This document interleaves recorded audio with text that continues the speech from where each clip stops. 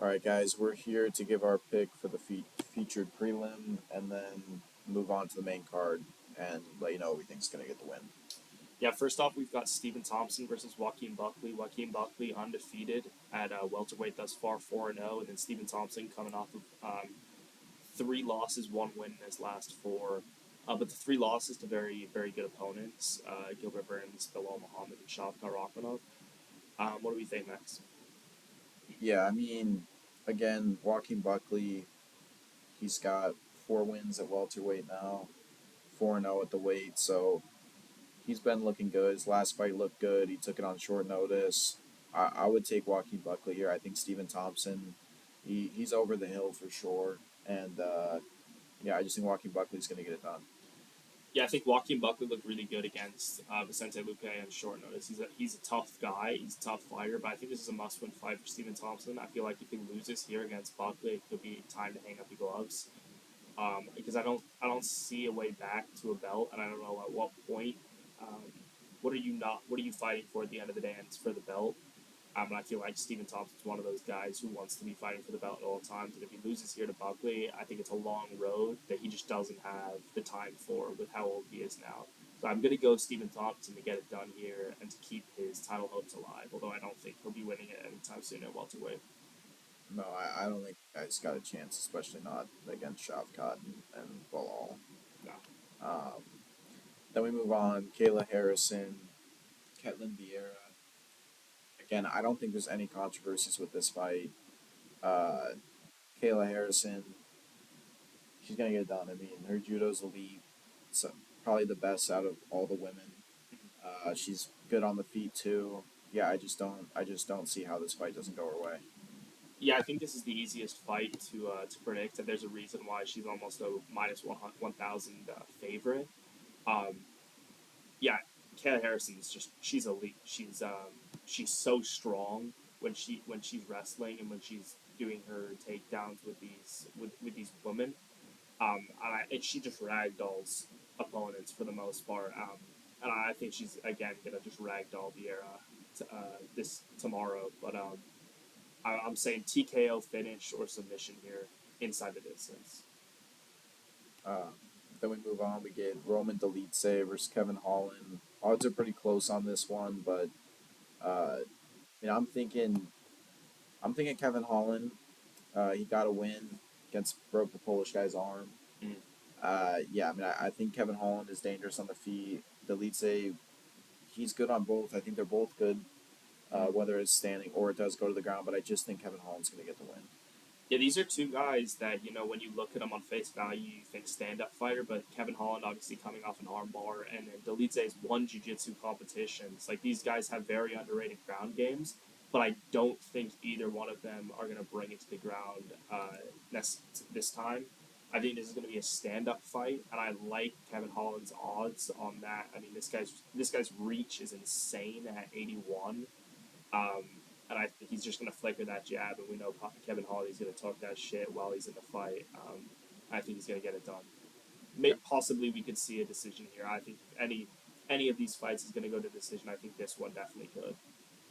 Yeah, I mean, I think it's going to be an interesting fight, though. I think it's going to be an entertaining fight. Oh yeah, Kevin 100%. Holland always makes entertaining. Uh, Veteran Jose Aldo, he's coming back. He is off a win, and he did look really good.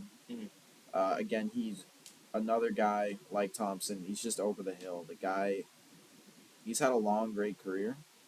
Um, but he's back and he's going to fight Batista. I do think Jose Aldo is going to come away with the win here. I do. I think he looked really good.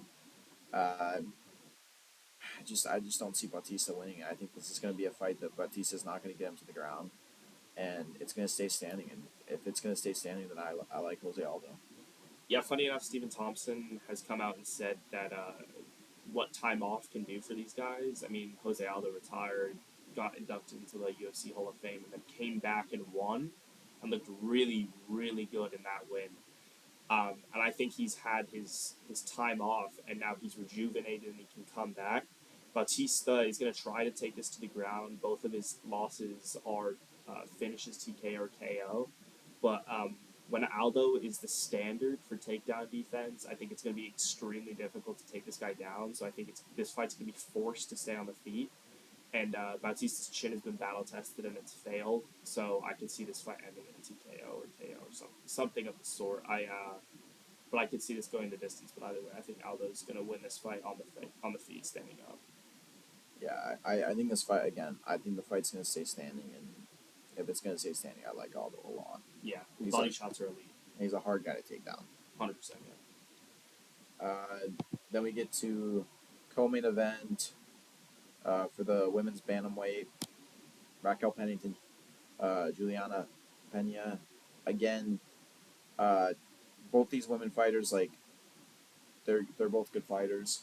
Uh, I think Pennington is gonna win this fight. I think Pennington's just got the better striking, and I think it's gonna stay on the feet. So if it's gonna stay on the feet, because you got someone who's got good takedowns in Pena, but you got someone that has good takedown defense in Pennington. And it's like, Yeah. I just don't think she's going to take. I mean, she might get her down a couple times, but ultimately the fight's going to mainly stay on the feet. And if it's going to stay on the feet, then I would like Pennington. Yeah, I'm gonna hope that this fight stays on the feet. I don't want to repeat of Alexa Grasso versus Shevchenko. Shevchenko showed elite wrestling, but it wasn't as entertaining as I would have liked to it have been, because I think Shevchenko is elite as well on the feet, in striking. But yeah, I think Raquel Pennington's gonna look to box. Penya's gonna look to wrestle, and I think Pennington's gonna be able to stop the takedowns of Juliana Pena. These girls have beef. They fought together on.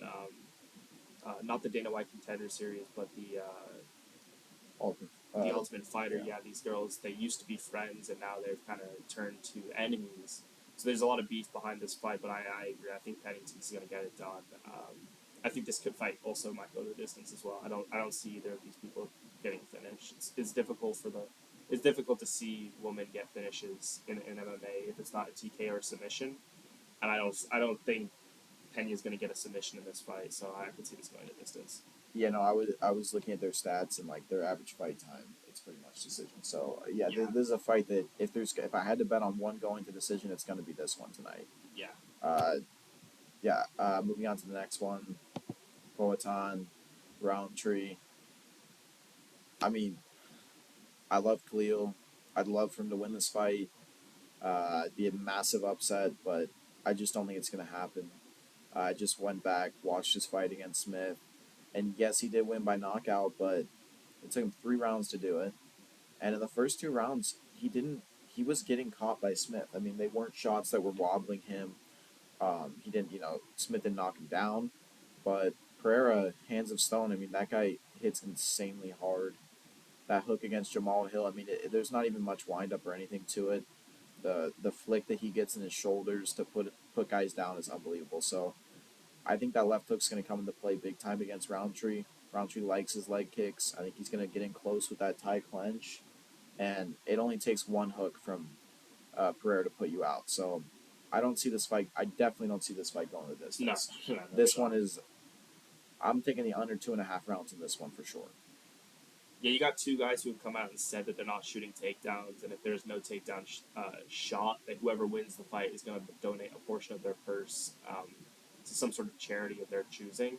So I think that's a very bold decision from Khalil Roundtree to come out and say he's going to stand and bag with Pereira. We were talking about this before, me and Max, with Jamal Hill coming out and saying he wanted to stand and bag with Pereira. We all know how that ended. I think Khalil offers a little more on the striking. I think Jamal Hill obviously has the more power than Khalil in his hands, but Khalil has that leg kick. He has that ability to immobilize you pretty quick, but so does Pereira. So I think if Khalil wants to win this fight, we're going to see him come out very cautious in the first round, and he's going to try to mobilize that lead leg of Alex Pereira. And hopefully for him, that'll by round 2, Pereira might not be looking the same, might not be able to move as much as he wants to, and then we're going to see some of that Muay Thai come out of Khalil Roundtree. But even then, I don't know how close you want to get to a guy like Alex Pereira. So, that check hook is it's just lethal. It's lethal. That's all I can really say. I think Pereira's going to win by KO again. Yeah, Pereira right now. I mean, the guy feels invincible. He's coming off 3 knockouts, 2 in the first round, 1 in the first few seconds of the second round. I mean, essentially, the guy's got 3 first-round finishes. And I mean, again, the thing about his leg kicks too that make them so dangerous is he doesn't choreograph them at all. No, The no. guy doesn't turn his foot in. He doesn't do anything with his hands. He just slowly chips away at that leg. Yeah, and I think that's something that's no one's really mentioned is that Pereira has already said what he's doing after this fight. He said, "I think my next move is to fight Ankalaev." It's almost as if this guy's like just looking past Khalil Roundtree and is already going to Ankalaev. And I like, there could be the saying of like, "Oh, he's overlooking Khalil Roundtree and whatnot." But I think that more shows how confident he is coming into this fight that he's gonna turn Khalil's lights off. You know what I mean? Yeah, Khalil's got. I mean, he's got an opportunity to do something great, but I just don't. See it for. I just don't see it for him tomorrow night. I think Pereira's going to have it. I think Pereira's going to take this one, and I think he's going to do it handedly. Khalil's kind of a guy that they threw in there because there wasn't really anyone else to fight him. I mean, he's gone through Yuri twice, Jamal Hill. Uh, other guys are booked, so it's like this is Uncle Live's book, so this is kind of it. I mean, Jan hasn't fought since they last. yeah. So I mean, can't put Jan in there. He needs some sort of touch up before he fights for the championship. So yeah, this is kind of the guy that was left, and I hope Khalil does win, but I don't see it for him. I just don't. They've Pereira's thrown too Khalil hard. into the fire. They've just completely thrown him into the fire. He has no. This guy hasn't fought anyone of the top 5 other than Pereira. He hasn't fought Rakic. He hasn't fought Yuri. He hasn't fought Jamal. He hasn't fought Ankalaev. He hasn't fought Yam. This guy's fought nobody in that top 5 echelon other than Pereira at light heavyweight. And they've just given him the title fight. I don't know whether he hasn't done enough to prove to me that he deserves this shot or that he's capable of beating Pereira. So I don't know how Pereira is a minus 400, to be perfectly honest. Yeah, I mean, if we look at the odds here, minus 485, plus 370. I mean, I'm surprised the odds are as close as they are. Uh, yeah, Pereira. I don't think you could give the guy a better matchup. Again, I mean, you're taking a glory world champion level striker, and you're putting him against Khalil Roundtree. I mean, it's a guy that we know who said he's not going to take him down. I believe him. I don't think he's going to try and take him No, down. no, no. So yeah, this fight's going to stay on the feet, and that is not where you want to be with Alex Pereira. No, it's a dangerous place to be. Dangerous place to be. So those are our picks for 307. We'll make probably a short on Sunday Yeah. and just see how we did. Last card was not very good. No, hopefully it's better than UFC France, but yeah. Yeah, UFC France was not our card. But I think this one. I think we're on the money here. I do. I think these are better picks. I also think these are easier picks to make. Yeah, you have some heavy favorites in this one. Yeah. Some really dominant fighters like Pereira, like Kayla Harrison. There's some closer ones in there with the Dolidze fight and the Stephen Thompson that I'll be interested to see how those fare. But yeah, you definitely have some dominant ones. But we thought the same last week. We thought Benoit Saint Denis was going to be Renato Moicano easily, and then we probably saw one of the craziest 10-7 UFC rounds of all time. Yeah, so you never know how these fights are going to go. That's what makes it such a fun sport to watch. But we'll catch up Sunday and see how we did.